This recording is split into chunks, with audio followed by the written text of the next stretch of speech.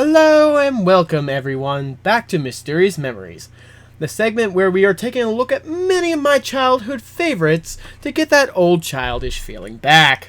I'm the Mysterious Producer, and if you have not seen my last segment, I definitely recommend you check that one out first. Anyways, in our last segment, we took a look at We Sing Together, the very first of the We Sing series, and the oldest video I remember watching as a kid. It was an ambitious, creative, educational little musical for the very young, and it became a stepping block for the series as a whole. It introduced many ideas that would become imminent throughout the series, and for a small-time video like this, it was just great. So Susan Nip and Pam Beale decided to make another We Sing video with the intent to continue and help educate the younger audience. And out of that we got King Cole's Party. And in a fair world, we would expect this to be the best of the bunch. I mean, it took 2 years, right? We got some real name actors, we got our first We Sing entirely done on film instead of video, so this should be absolutely epic, right? Right? Sorry guys, no. Yeah, I know a lot of you are probably calling me cold-hearted now. I know a lot of you are probably pressing the dislike button. But I ask you to hear me out before you tear me apart. Out of all the We Sings that I owned back in the day, We Sing King Cole's Party was one of only 2 that I owned that I never watched. Why? Well, let's find out. Let's take a dive right into King Cole's Party. Well, as we get started, we get a father telling the story of King Cole's Party to his kids. Something I definitely recommend every parent should do instead of watching this video. And as we get introduced to the 4 kids, we notice one of them starts to fall asleep. Yeah, let this picture set the tone for the rest of the video. Okay, I'll stop. So as he falls asleep, we have a little dissolve to a beautiful painting of the castle with the surrounding kingdom. And as we zoom into the castle, we get our opening song. This sequence has a bit of dialogue and a bit of songs, but it also has the characters. We have ourselves the bakers, the sisters, the steward, the fiddlers, the jester, and of course the king and queen. But during the sequence, we have some dialogue explaining that the staff is getting ready for a party in King Cole's honor. I will give my thoughts on the characters and the music at the end, but here, have a listen to the opening song. Old King Cole was a merry old soul, and a merry old soul was he. He called for his pipe, and he called for his boat, and he called for his fiddlers three. Every fiddler had a fiddle, and a very fine fiddle had he. Tweedledee, what the fiddlers ring, and so merry we will be. Well, that's all fine and dandy, but you notice something that's missing? The kids. Where are they? Well, after 6 songs, 2 reprises of Old King Cole, and 12 minutes, we finally get to meet our kids. Strike 1, King Cole's Party. Well, okay. With that out of the way, let's look at some characters. We got ourselves Jack, Jill, Little Boy Blue, and Mary. With Mary's lamb even coming in for a small cameo. Not needed, but awesome. They were invited to King Cole's Party and decided to make handmade, heart-made, and heart-filled gifts because they have a lack of money to present as gifts to the king.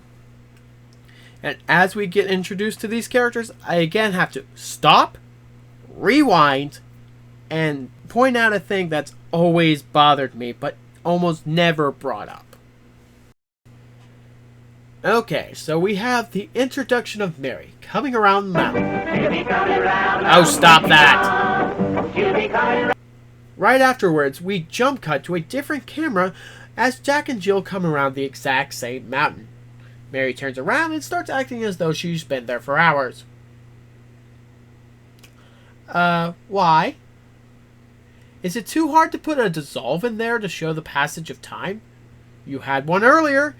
This just makes me wonder why they didn't walk together and why Mary is acting as though she didn't notice them following her.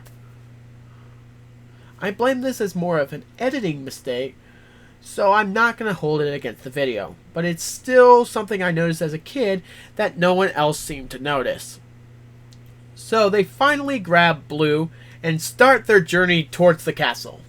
Hi-ho, hi-ho, it's home from work we go. Hi-ho, hi-ho, hi-ho, hi-ho. So we get to a pond when... Oh jeez, no. I completely forgot about this. Oh, aren't they cute? Yeah, these are the 6 little ducks. In a fedora and using some kind of accent.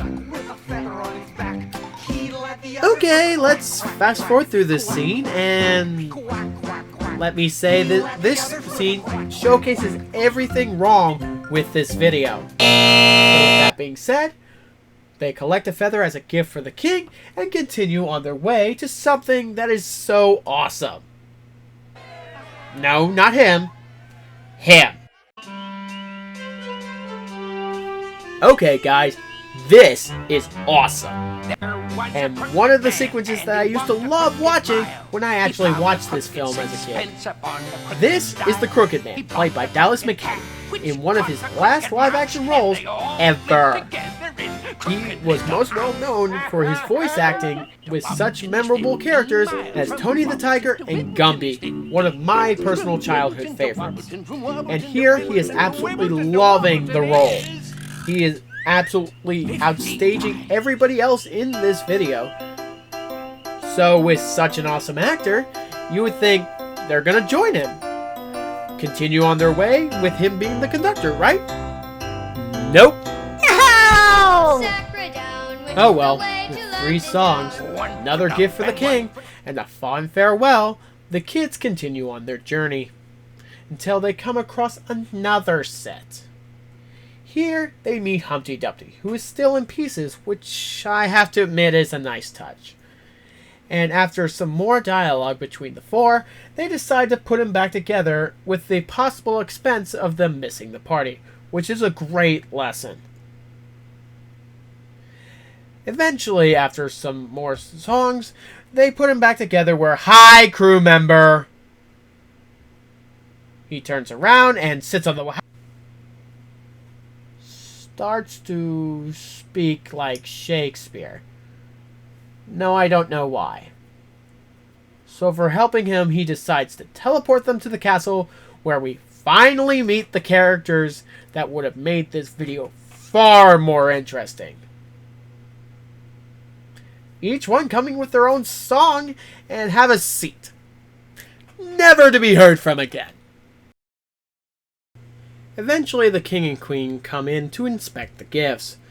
After going through many different kinds of gifts, like gold, silver, and jewels, the king asks what's the point of the gifts outside of their looks.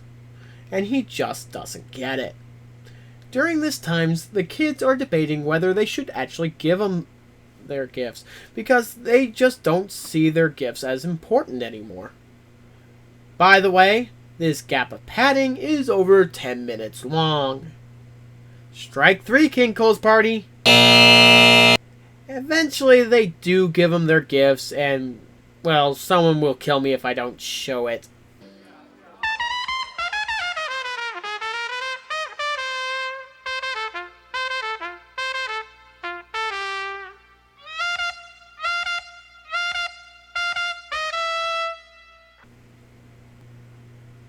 Okay, happy now? Good, because it's now time for the conclusion song.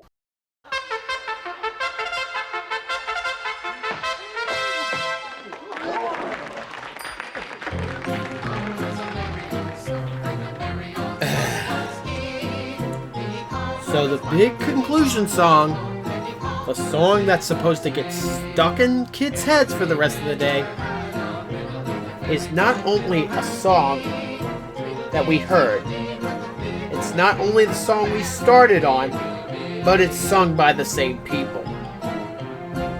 Strike 4, King Cole's party. So they dance and laugh, and we fade back to the family where everything's just dandy.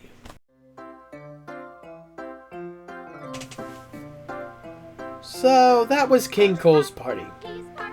And do I really need to say any more? Well, how about this? It's a messy doll fest. Starting with the characters themselves. The kids were not interesting. Jack and Jill at points look like they don't want to be there. Blue was obviously casted for his dancing, not his acting. And Mary is left picking up the scraps, and she does a decent job, but she's just not good enough to pull this out of the gutter. The castle staff, on the other hand, was decent, with the main exception being the Queen. She makes the kids' acting look good. The songs in this one are not my cup of tea, however, I can see how they appeal to people. However, the conclusion song, on the other hand, is unforgivable. So is there anything good about this film? Well, yes. Some of which I actually feel is a lot better than the first one. The adult actors are very good. The picture is much clearer than the previous film. The moral is extremely touching. And last and best of all, the songs were well paced. I take back what I said about the previous video, saying that We Sing Together has too many songs. That wasn't the problem. The problem was with the pacing and how erratic it was. This one goes in a very standard format. Dialogue, song, instead of having long patches with either no songs or no dialogue. Okay, on to the rating. Now, listen. I'm going to give this a 1.5 out of 5. It was poor. So no, I do not recommend showing this to your kids. Now, I want to make something abundantly clear before I sign out. Just because I do not like this doesn't mean you can't. And that is why I am issuing a challenge to everybody who has seen this movie before. Write a comment or make a small video about why you like this film. Send me a link, of course. And I might just up these points and give it a recommendation. The only rule is up to 3 things you cannot include. Guilty pleasures and nostalgia are going to be standard for this kind of challenge. Because I really can't fault somebody for liking this if that is their reasoning. I will add, for this particular one, I'll add Dallas McKennon. He's awesome. I wish it was more about him, but it wasn't. The rest is up to you guys. Go nuts. Believe me, I'll watch and read all of them. So enjoy, guys. Ciao.